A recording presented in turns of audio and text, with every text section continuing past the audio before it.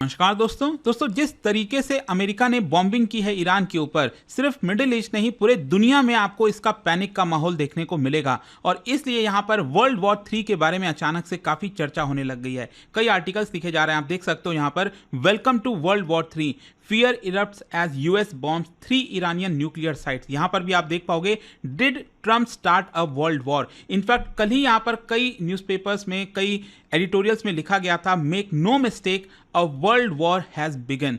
तो इसको थोड़ा सा डिटेल से समझने की जरूरत है, एनालिसिस करने की जरूरत है कि यहां से क्या चीजें हो सकती हैं। मतलब जब हम वर्ल्ड वॉर 3 की बात करते हैं तो इसका मतलब क्या है और किस तरह से यहां से चीजें एस्केलेट हो सकती हैं, कैसे इसको रुकवाया जा सकता है, वो सब कुछ मैं आपको बताऊंगा। देखिए क्या होता है ना, सबसे पहले तो जब हम वर्ल्ड वॉर की बात करते हैं, वर्ल्ड वॉर्स कोई एक गन फायर से या फिर मिलिट्रीज के बीच में क्लैश हो गया, इससे नहीं होता है। कहीं न्यूज़पेपर में, टेलीविजन में कोई हेडलाइन नहीं आता है कि वर्ल्ड वॉर 3 की शुरुआत हो गई है। ये बहुत ही साइलेंटली स्टार्ट होता है, मतलब धीरे धीरे करके ये फैलता जाता है, आपको समझ भी नहीं आएगा और अचानक से यहाँ पर पता चलेगा कि हाँ, ऑलमोस्ट काफ़ी सारी जो कंट्रीज़ हैं वो वॉर में इन्वॉल्व हो गई हैं। फॉर एग्जांपल अगर हम वर्ल्ड वॉर 1 की बात करें, वर्ल्ड वॉर 2 की बात करें, जैसा हम कहते हैं ना वर्ल्ड वॉर 1, वर्ल्ड वॉर 2, वो क्या था? That was actually a European war, एक प्रकार से यूरोपियन वॉर था।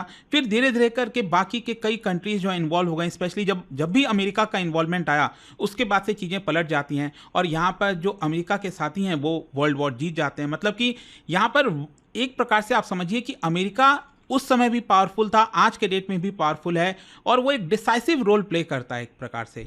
तो यहाँ पर आपको समझने की जरूरत है कि वर्ल्ड वॉर कोई एक बोल की शुरुआत नहीं होती है, धीरे धीरे चीज़ें डेवलप होती रहती हैं और आज का सिचुएशन काफ़ी हद तक उसी टाइप का आपको देखने को मिलेगा। इनफैक्ट जैसे ही यहाँ पर डोनाल्ड ट्रंप ने बॉम्बिंग के बारे में बताया, कई सारे यहाँ पर जो सोशल मीडिया में लोग हैं वो लिखने लग गए। इनफैक्ट यहाँ पर आप देख सकते हो लिखा गया है, imagine dropping the world's biggest non nuclear bomb, क्योंकि जो बॉम्ब डाला गया है it is the biggest non nuclear bomb on Iran. और यहां पर डोनाल्ड ट्रंप कह रहे हैं now is the time for peace. तो इसलिए डोनाल्ड ट्रंप को काफी क्रिटिसाइज भी किया जा रहा है कि आप बॉम्ब गिराने के बाद कह रहे हो now is the time for peace. तो यहां पर लोगों का यह मानना है कि ट्रंप ने झूठ बोला। ट्रंप बार बार जो कहते थे कि हम वॉर नहीं चाहते हैं, पीस चाहते हैं, तो एक प्रकार से उसका जस्ट उल्टा वो कर रहे हैं। एंड इसी की वजह से लोगों का कहना है that world war 3 has begun. तो यहां पर थोड़ा सा एक बैकग्राउंड समझ लीजिए, यूएस ने आखिरकार क्यों ईरान के ऊपर बॉम्बिंग की। सबसे पहली चीज आप सब जानते हैं JCPOA के बारे में, joint comprehensive plan of action, जो कि ओबामा के समय में डील कराया गया था ईरान के साथ। इसमें सिंपली यही था कि ईरान के ऊपर से सैंक्शंस हटेगा और यहां पर जो ईरान है वो यूरेनियम का एनरिचमेंट एक पर्टिकुलर लेवल से ज्यादा नहीं करेगा। लेकिन डोनाल्ड ट्रंप 2018 में जब चुनकर आते हैं तो उस समय उन्होंने इस डील को ब्रेक कर दिया और उसी के बाद से अगर आप देखोगे तो ईरान के ऊपर सैंक्शंस लगाया गया। ईरान ने भी अपना जो यूरेनियम का एनरिचमेंट है उसको स्टार्ट कर दिया बड़े स्तर पर, एंड दैट इज वाई पूरे दुनिया में धीरे धीरे करके घंटी बजने लग गई। और यहां पर अगर आप देखोगे तो यहां पर डिस्पाइट ईरान रिपीटेड क्लेम, बार बार ईरान ये कह रहा था कि हमारा जो पूरा न्यूक्लियर प्रोग्राम है वो पीसफुल पर्पस के लिए है, लेकिन इंटेलिजेंस से जो खबरें आ रही थी उनका ये कहना था कि मिसाइल्स प्रोग्राम एक प्रकार से पूरा डेवलप किया जा रहा है, अंडरग्राउंड में यहां पर पूरी तैयारी कर रहा है ईरान न्यूक्लियर वेपन्स बनाने की। और अभी जिस तरह से स्ट्राइक किया गया उसका इमीडिएट ट्रिगर अगर आप देखोगे तो यूएस का आरोप यह है कि ऑलमोस्ट ईरान ने न्यूक्लियर वेपन बना लिया था और वो जो एनरिचमेंट होता है ना 90% प्योरिटी का, उसके करीब पहुंच रहा था। तो डर यह था कि ईरान जो है अंडरग्राउंड न्यूक्लियर टेस्ट कभी भी कर सकता है, एंड दैट इज वाई इसके पहले ही यूएस ने एक प्रकार से बॉम्बिंग कर दी। और बॉम्बिंग आप सब जानती है, आज सुबह मैंने वीडियो बनाया था जिसमें आप देख सकते हो जो 3 सबसे इंपॉर्टेंट साइट्स हैं, इस्फहान, नतांज और फोर्दो, और जिसमें सबसे इंपॉर्टेंट है फोर्दो।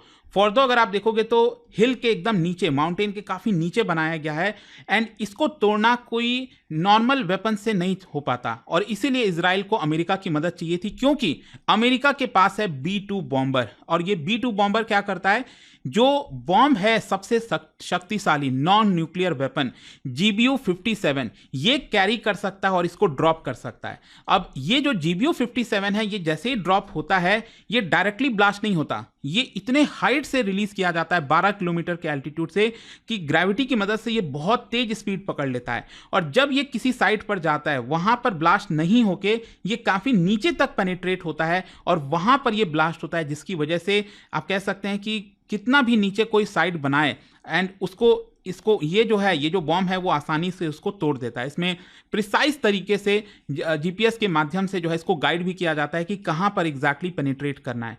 एंड यही चीज़ यहाँ पर डोनाल्ड ट्रंप ने किया और स्पेशली जो फोर्डो वाला प्लांट है वहां पर यह करने की कोशिश की। खैर, अब यहां पर क्वेश्चन यह आता है कि क्या डोनाल्ड ट्रंप ने और अमेरिका ने अपना गोल अचीव किया? शॉर्ट टर्म में आप कह सकते हैं हाँ, ईरान का जो पूरा न्यूक्लियर प्रोग्राम है उसके लिए एक बहुत बड़ा झटका है। ईरान काफी साल पीछे चला गया, लेकिन क्वेश्चन ये है कि क्या लॉन्ग टर्म में सब कुछ ठीक होगा? ऐसा लगता नहीं, क्योंकि इंस्टेबिलिटी काफी बढ़ जाएगी लॉन्ग टर्म में। अब ईरान जो है हो सकता है कि उसका एक ही लक्ष्य हो, जल्द से जल्द न्यूक्लियर वेपन को बनाना। लेकिन हाँ, ट्रंप का कहना है कि हम यह होने नहीं देंगे। लेकिन जैसे ही आप देखोगे डोनाल्ड ट्रंप का जो बॉम्बिंग किया गया, यूएस ने जो बॉम्बिंग की ईरान के ऊपर, ईरान की तरफ से रिस्पांस आया क्लियर कट, कहा कि it is a declaration of war. क्योंकि सुप्रीम लीडर अयतुल्ला खमैनी ने साफ साफ कह दिया था कि अगर यूएस इसमें इन्वॉल्व होता है तो हम यूएस को हिट करेंगे। और आप देख सकते हो जो आईआरजीसी है, इस्लामिक रिवोल्यूशनरी गार्ड कोर और एलीट कुछ फोर्सेज हैं, उनको यहाँ पर हाई अलर्ट पर कर दिया गया है, मोबिलाइज कर दिया गया है। जो मिसाइल यूनिट है, यूएवी स्क्वाड्रंस हैं, उन सबको हाई अलर्ट पर इस समय किया गया है। ईरान ने हिंट किया है कि वो स्ट्रेट ऑफ हॉर्मुज को क्लोज कर सकता है, जिसकी वजह से 20% जो ग्लोबल ऑयल शिपमेंट है वो रुक सकता है। तो ये इस समय पॉसिबिलिटी है। यूएस का पोजीशन ये है, डोनाल्ड ट्रंप का कहना है कि देखिए उन्होंने ग्लोबल पीस के लिए काम किया है, ईरान बहुत जल्द बॉम्ब बना लेता, हमें उसको रोकना था। तो एक प्रकार से पेंटागन का ये कहना है कि we are defensive not preemptive, हमने फैसिलिटीज को टारगेट किया है, किसी सिविलियंस को टारगेट नहीं किया है। लेकिन क्वेश्चन अब यहां से यह आता है कि ये जो आज इवेंट हुआ सुबह सुबह बॉम्बिंग ईरान के अंदर, इससे वर्ल्ड वॉर 3 कैसे एस्केलेट हो सकता है? सबसे पहली चीज है ईरान किस तरह का रिस्पांस देगा, ईरान किस तरह से रिटेलिएट करेगा। क्योंकि ईरान ने यहां पर रेखा खींच दी थी, जो रेड लाइन होता है ना, वो खींच दी थी, और यूएस ने उस रेड लाइन को पार कर लिया है। और यही यहां पर देखना होगा कि क्या अब जो ईरान है वो बैलिस्टिक मिसाइल से स्ट्राइक करेगा यूएस के ऊपर। यूएस देखो अब डायरेक्टली यूएस के ऊपर तो कर नहीं सकता, क्योंकि वो रेंज की मिसाइल नहीं है ईरान के पास। तो ईरान क्या कर सकता है, इराक में, कतर में, बहरीन में, कई जगह यूएस के बेसेस हैं, वहां पर स्ट्राइक कर सकता है। फिर इसके अलावा यहां पर हिजबुल्ला के माध्यम से और कई जो प्रॉक्सीज हैं उनके माध्यम से मिसाइल लगातार मिसाइल्स की बौछार लगा सकता है। फिर इसके अलावा हॉर्मुज को, जो स्ट्रेट ऑफ हॉर्मुज है, उसको ब्लॉक कर सकता है। और जो टेरर अटैक्स हैं through proxy, sleeper cells globally, वो करा सकता है। मतलब ग्लोबल लेवल पर कई जगह आपको बॉम्बिंग देखने को मिल सकती है। तो इस तरह का अगर ईरान का रेस्पॉन्स रहा और उसने यूएस के ऊपर और गल्फ कंट्रीज के ऊपर अटैक किया, तो वॉर जो है वो यहां से एक्सपैंड होगा। फिर अगर मान लीजिए इजराइल और तेजी से एंटर कर जाता है, क्योंकि इजराइल और ईरान का तो वॉर चल ही रहा है, लेकिन मान लो अब ईरान, क्योंकि खबर तो यही आ रही है, जस्ट मैं ये वीडियो बना ही रहा था कि ईरान ने वापस से रिटेलिएट करना इजराइल के ऊपर स्टार्ट कर दिया है। तो देखना होगा किस तरह का रिटेलिएशन है, इजराइल फिर किस तरह से रिस्पॉन्स करता है। तो इजराइल भी हो सकता है कि फुल फ्लेज तरीके से इस पूरे वॉर में आ जाए। वैसे तो आ ही गया ऑलमोस्ट, लेकिन और ज्यादा एग्रेसिव तरीके से इजराइल जो है वो ईरान के ऊपर हमला करे। मतलब अब सिविलियंस के ऊपर अटैक करना अगर स्टार्ट किया जाएगा तो ये वॉर और तेजी से एस्केलेट हो जाएगा। अब देखिए यहां से कैसे चीजें एस्केलेट होंगी। Proxy Wars turns into regional war, यहां से चीजें रीजनल वॉर, जैसे कि लेबनान में हिजबुल्ला, यमन में हौतीज, जो पीएमएफ ग्रुप है इराक के अंदर, सीरिया बेस्ड मिलिटेंट्स हैं, तो ये सब कुछ आपके ईरान के प्रॉक्सीज हैं। तो ये सब भी अब पूरे वॉर में शामिल हो सकते हैं, क्योंकि अभी तक ये शामिल नहीं हुए थे। और कई लोग यही सोच रहे थे कि ऐसा कैसे हो गया, पहले तो जब भी ईरान के ऊपर हमला होता था ये सब एक साथ आ जाते थे और बदला लेते थे। लेकिन यहां पर आप देख सकते हो ये लोग यूएस एम्बेसीज, टैंकर्स, बेसेस, कई जगह हमला कर सकते हैं। मतलब वेस्ट एशिया में मल्टीपल वॉर फ्रंट्स खुल सकता है। अब यहां से फर्दर कैसे चीजें इंवॉल्व होंगी, यहां से अगर मान लो रशिया और चाइना, मतलब वेस्ट एशिया में, मिडिल ईस्ट के अंदर अगर इस तरह से वॉर एक्सपैंड हुआ तो डेफिनेटली रशिया और चाइना का इन्वॉल्वमेंट देखने को मिल सकता है, क्योंकि वो ईरान के स्ट्रैटेजिक पार्टनर है। इनफैक्ट आपको मैं बता दूं, जस्ट कल ही खबर आई थी, पुतिन से पूछा गया कि वर्ल्ड वॉर का क्या खतरा आपको लग रहा है, तो उन्होंने कहा जी हां, ये काफी डिस्टर्बिंग है जिस तरह से इस समय इजराइल और ईरान में कॉन्फ्लिक्ट चल रही है। ये पुतिन ने साफ साफ मीडिया को कल ही कह दिया था, और आज देख लीजिए आप क्या हाल हुआ है। तो यहां पर यूएस अगर फर्दर एस्केलेट करता है मामले को, ईरान एस्केलेट करता है, तो रशिया अपना एयर डिफेंस सिस्टम भेज सकता है, मिलिट्री एडवाइजर्स डिप्लॉय कर सकता है, चाइना भी अपना लॉजिस्टिक साइबर सपोर्ट ईरान को दे सकता है। देखना होगा, मतलब एक प्रकार से ये कुछ वैसा हो जाएगा जैसे वर्ल्ड वॉर 2 में एक्सिस और जो अलाइज स्ट्रक्चर था ना, उसी प्रकार से यूएस यूएस ईरान इजराइल एक तरफ, ईरान रशिया चाइना अलायंस एक तरफ। इस तरह की कुछ चीजें आपको इस समय देखने को मिल सकती हैं। नेक्स्ट, ये वॉर पूरे वर्ल्ड वॉर में कैसे कन्वर्ट हो सकता है? आप देखो क्या है कि नेटो के फोर्सेस, क्योंकि जो नेटो का आर्टिकल है उसमें आर्टिकल 5 है ना नेटो के एक्ट के अंदर, जिसमें अगर यूएस के ऊपर किसी प्रकार से हमला हुआ तो मतलब नेटो के बाकी के मेंबर्स को भी बचाना होगा, वो भी इन्वॉल्व हो जाएंगे। तो for countries like France, UK, Germany, वो भी हो सकता है कि अपने जो नेवल एसेट्स हैं वो पर्शियन गल्फ में डिप्लॉय कर दें। इनफैक्ट अभी जस्ट कुछ दिन पहले ही खबर आई थी, मैंने वीडियो भी बनाया था कि यूके ने तो अपने जो वॉर प्लेन्स हैं, जो अपने एसेट्स हैं, वो मिडिल ईस्ट में भेजना स्टार्ट कर दिए हैं। ये ऑलरेडी खबर आ चुकी थी। मतलब एक प्रकार से यहां से वॉर, अगर ये मामला यहां तक पहुंचता है, यूके, फ्रांस और जर्मनी इन्वॉल्व हो जाते हैं, तो एक प्रकार से जो वॉर फ्रंट है वो मेडिटेरेनियन, सेंट्रल एशिया और इंडियन ओशन की तरफ जा सकता है। ये चीज आपको देखने को मिल सकती है। लेकिन क्वेश्चन ये भी है कि इसको रोका भी तो जा सकता है, बिल्कुल रोका जा सकता है। एंड सबसे इंपॉर्टेंट है back channel diplomacy for countries like India, Oman, Switzerland, Turkey. वो यहां पर मीडिएशन का काम कर सकते हैं। शायद यहां पर जो सीज फायर है वो लाया जा सकता है, कूलिंग ऑफ पीरियड। अब ट्रंप को सीज फायर तो बहुत पसंद है आजकल, आप देख ही रहे हो। तो यहां पर कूलिंग ऑफ पीरियड कोशिश की जा सकती है ताकि जो एस्केलेशन है वो अचानक से ना हो, यहाँ पर थोड़ा सा टाइम मिल जाए ताकि सबका दिमाग भी थोड़ा थोड़ा ठंडा हो जाए। क्योंकि अभी क्या है ना, बहुत चीज़ें गर्म हो रखी हैं और ग्लोबल प्रेशर भी हो सकता है सभी पार्टीज़ की तरफ से, यूएन के द्वारा कुछ। अब देखो यूएन भी कितना हेल्प करेगा क्या है नहीं पता, यूएनएससी के द्वारा इमरजेंसी एक्शन लिया जा सकता है। अब देखना होगा चीज़ें। मतलब देखो डिप्लोमेसी, बैक चैनल डिप्लोमेसी यहाँ पर काफ़ी काम आ सकती है वर्ल्ड वॉर 3 को रोकने में। जहाँ तक कई लोगों का सवाल है कि भारत का क्या रुख हो सकता है, भारत कहां पर खड़ा होगा। देखो सिंपल है, इसमें कोई डाउट नहीं है कि भारत कहेगा रेस्ट्रेंट करने के लिए। मतलब हमारा जो ऑफिशियल स्टेटमेंट है ना कुछ इस प्रकार से होगा, we urge all parties to exercise maximum restraint, avoid further escalation, return to dialogue in interest of regional and global peace. देखो भारत ट्रेडिशनली अपोज करता आया है जब भी यूनिलैटरल मिलिट्री एक्शन लिया गया है, सिविलियन न्यूक्लियर इंफ्रास्ट्रक्चर के ऊपर हमला किया गया है। लेकिन यहां पर मामला थोड़ा सा अलग है। तो यहाँ पर यूएस इन्वॉल्व है, इजराइल इन्वॉल्व है, हम स्ट्रैटेजिक पार्टनर हैं उनके साथ।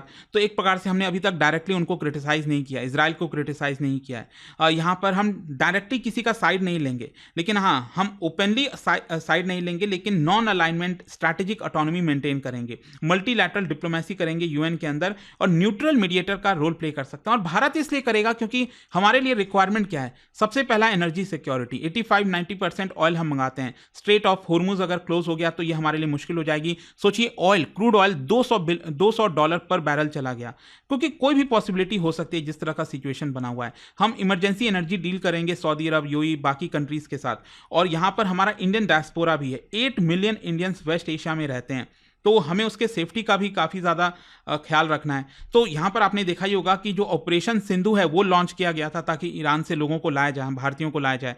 और अभी क्या है कि इजराइल से भी हमें लाना था, और पहली जो इवैक्यूएशन फ्लाइट थी इजराइल से जो आनी थी भारत, उसको अभी के लिए रोक दिया गया है, इसको रीस्केड्यूल किया गया। अब देखना होगा वो कब तक हो पाएगा। लेकिन कारण यही है कि अभी इजराइल का पूरा जो एयर स्पेस है, ईरान का एयर स्पेस है, सब कुछ कंप्लीटली स्टॉप है। अगर आप देखोगे ये फ्लाइट रडार से मैंने लिया है, पूरा का पूरा मिडिल ईस्ट इस समय आपको फ्लाइट कहीं पर भी देखने को नहीं मिलेगी, स्पेशली जहां जहां पर वॉर का खतरा है, चाहे लेबनान है, इजराइल हो गया, सीरिया हो गया, इराक हो गया, ईरान हो गया, नीचे यमन आप देख सकते हो। तो इन सभी जगह पर कहीं पर भी आपको फ्लाइट उड़ती हुई देखने को नहीं मिलेगी। बहुत कुछ हो सकता है यहाँ पर, आप देखते हैं। बट आपका क्या सोचना है इसको लेकर, वर्ल्ड वॉर 3 को लेकर? Let me know in the comment section की क्या एग्जैक्टली आप सोच रहे हो इसको लेकर, यहाँ से चीजें किस तरह से और ज्यादा खतरनाक हो सकती हैं। जाने से पहले एक बहुत ही इंटरेस्टिंग क्वेश्चन, क्या बता सकते हो which one of the following statement is correct regarding West Asia? West Asia से रिलेटेड कई स्टेटमेंट है, इनमें से कौन सा सही है ये आपको बताना है। और इसका राइट आंसर आप सब जानते हैं, मेरे इंस्टाग्राम पर तो मिलेगा ही, वहां पर अगर आप नहीं हो कोई बात नहीं, टेलीग्राम से ले सकते हैं इसका सही उत्तर।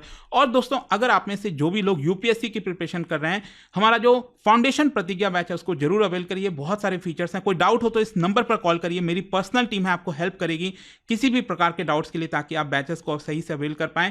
एंड यूज करिए ये code Ankit live to get maximum discount. दोस्तों एक बड़ी खुशखबरी है, P2I फाउंडेशन 2026 प्रतिज्ञा बैच अब हो चुका है लाइव, और नया बैच 23 जून से स्टार्ट हो रहा है।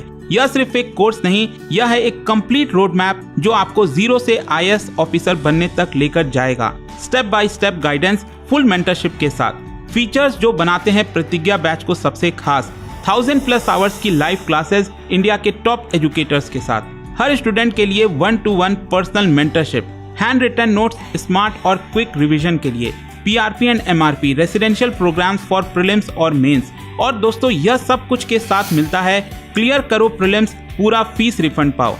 मंथली टॉपर्स को 11,000 रुपीज तक कैश रिवॉर्ड। और हाँ, सुबह से कई स्टूडेंट के मैसेज आए, लेकिन 10 जून के बैच अब क्लोज हो गया है। तो सुन लीजिए, 23 जून से वही बैच दोबारा स्टार्ट हो रहा है, सिर्फ आपकी डिमांड पर। इसको लेने के लिए आप क्लिक कर सकते हैं कमेंट सेक्शन में लिंक को, और यूज करना है आपको code Ankit live ANKITLIVE checkout के समय, ताकि आप मैक्सिमम डिस्काउंट पर इस बैच को ले सकें। सीट्स लिमिटेड हैं और बहुत तेजी से भर रही हैं, तो देर मत कीजिए, आज ही शुरू कीजिए अपनी IAS की जर्नी विद प्रतिज्ञा।